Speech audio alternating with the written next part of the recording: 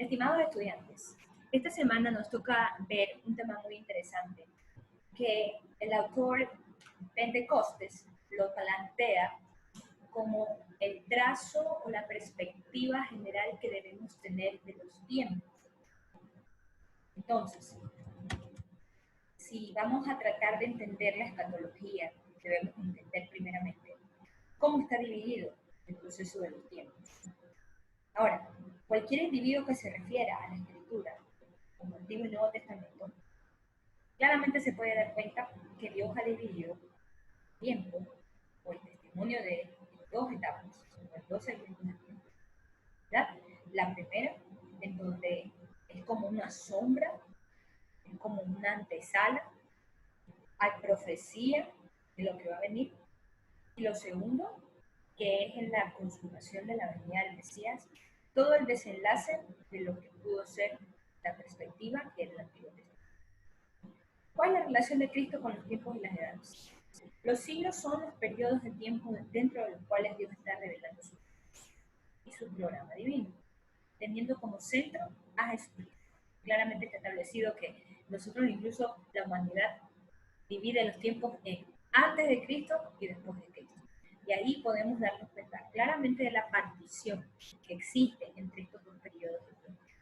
La edad de Cristo, que viene a ser desde el año 0 hasta el año 2020, que estamos en este momento, y la edad antes de Cristo, que es todos los eventos y situaciones que existieron, inclusive la travesía, historia y consumación de las historias del pueblo de Dios, del pueblo de Israel, que fueron antes de la venida de Cristo.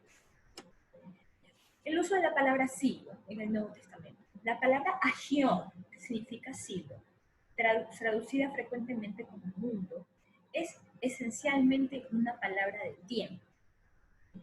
Y tenemos que entender que este agión, este tiempo, este siglo en el que nosotros estamos viviendo ahora, llámese siglo al siglo XXI, llámese siglo a todos los siglos que vinieron después de la venida de Jesucristo, tiene esencialmente una perspectiva nueva de la que estaba antes de que nosotros.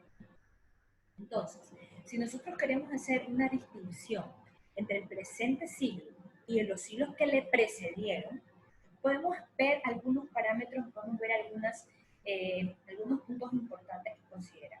Primero, Cristo fue anunciado con anticipación en todos los siglos anteriores. Fue anunciado por los profetas y fue anunciado de distintas maneras para que el pueblo supiera que venía un Mesías. En este siglo, sin embargo, Cristo vino a morir y resucitó, dando la vida a él. Segundo, el Espíritu Santo ya no viene sobre algunos hombres escogidos, sobre los cuales él venía y sobre quienes derramaba su revelación. Ya el Espíritu Santo no es que escoja a uno, a dos, a tres, sino que él viene sobre todos los hombres santos, sobre todos los hombres creyentes que han aceptado a Cristo como el Señor de sus vidas. Tercero, se han presentado las buenas de salvación. Desde que Cristo vino hasta este momento, se ha presentado el mensaje de salvación por todo lugar, en todo momento, y se ha presentado hasta lo último. No podemos decir hasta lo último de la tierra porque faltan lugares en los que todavía el nombre de Cristo no ha sido pronunciado. Pero sin embargo se ha hecho extensible el Evangelio de Dios. Cuarto, la revelación de este siglo es completa. Tenemos todo.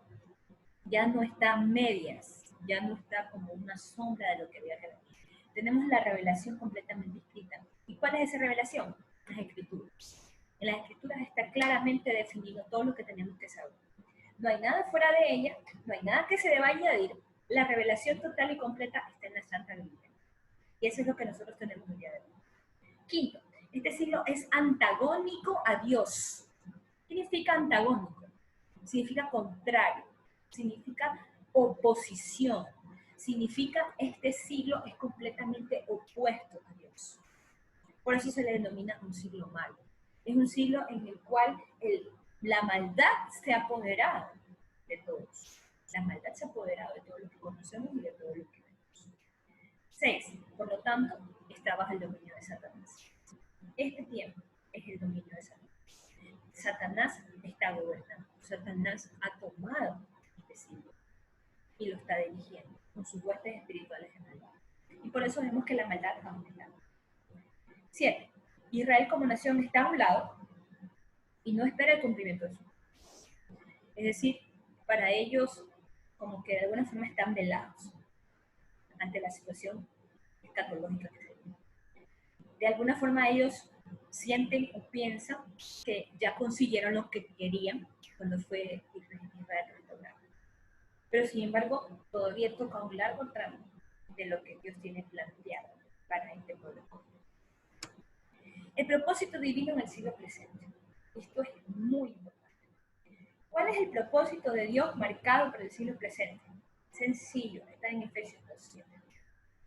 La razón de este llamamiento dice, para mostrar en los siglos venideros las abundancias riquezas de la gracia y de la bondad de Dios para nosotros. Es decir, en este siglo nosotros tenemos un llamado especial. ¿Cuál es ese llamado especial? Mostrar que nuestro Dios es abundante en gracia, es abundante en bondad. ¿Para quién? Para todos. No solo para los judíos, también para los gentiles. Ese es el propósito divino de este siglo.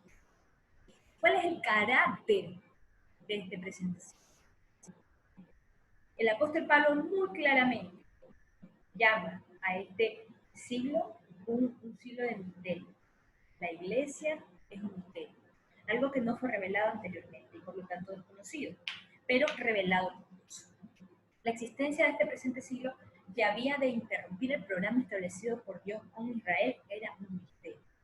Israel iba a ser cegado, de manera que los gentiles, es decir, nosotros, pudiésemos ser llevados a una relación con Dios. Y todo esto es un misterio.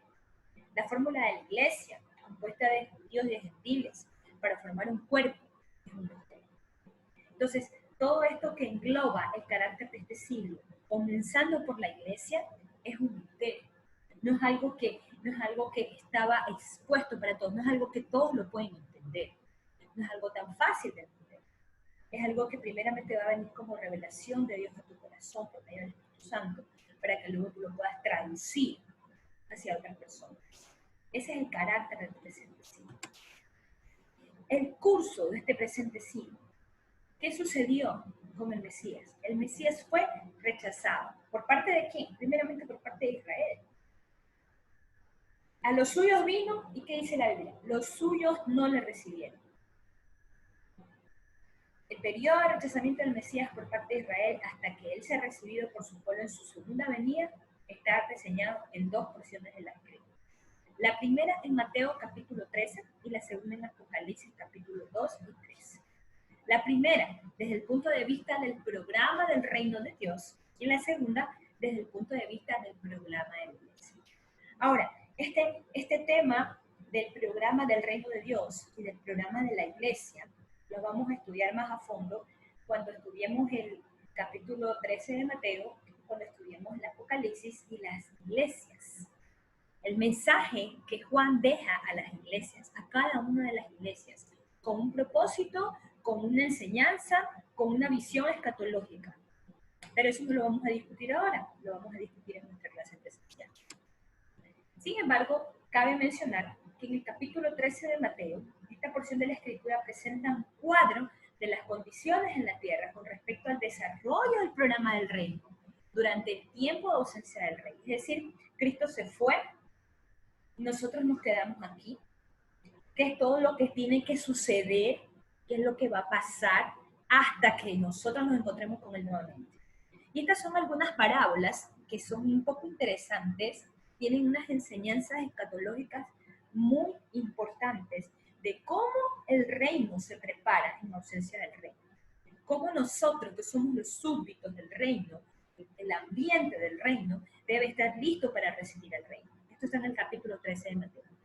Mientras que en las cartas a las iglesias, que están en el capítulo 2 y en el capítulo 3 de Apocalipsis, que es este segundo pasaje en donde se habla del curso presente del presente siglo con relación al programa de la iglesia, es decir, qué es lo que la iglesia del Señor debe ser, o qué es lo que la iglesia del Señor va a atravesar, o va a pasar en este tiempo.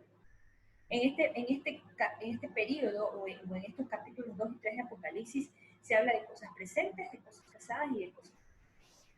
Es decir, podemos mirarlo con una objetividad de retrospectiva hacia lo que va a acontecer.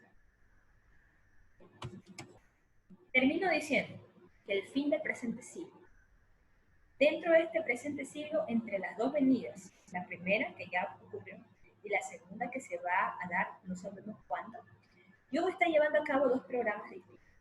Uno es el programa con su iglesia, que terminará ¿con qué? Con el traslado de su iglesia hacia su presencia. Y la segunda cosa que Dios está haciendo es un programa con Israel, que terminará después del traslado de la iglesia y de la segunda venida de Cristo. Y con esto vamos a terminar el fin del presente siglo. Bien, mis queridos estudiantes, esto fue una pequeña reseña de lo que vamos a tratar esta semana. Sería muy importante que hagan sus lecturas y vamos a conversar un poquito más de las parábolas de las que habla Mateo 13 y de lo que Juan quiso decir a las iglesias. Porque como les dije, este análisis a las iglesias, ese mensaje que deja Juan a las iglesias, es un mensaje pertinente, no solo para el siglo pasado, sino para el siglo actual. Que el Señor les bendiga. Espero que haya sido valiosa esta orientación que acabo de darles. Nos vemos la próxima clase.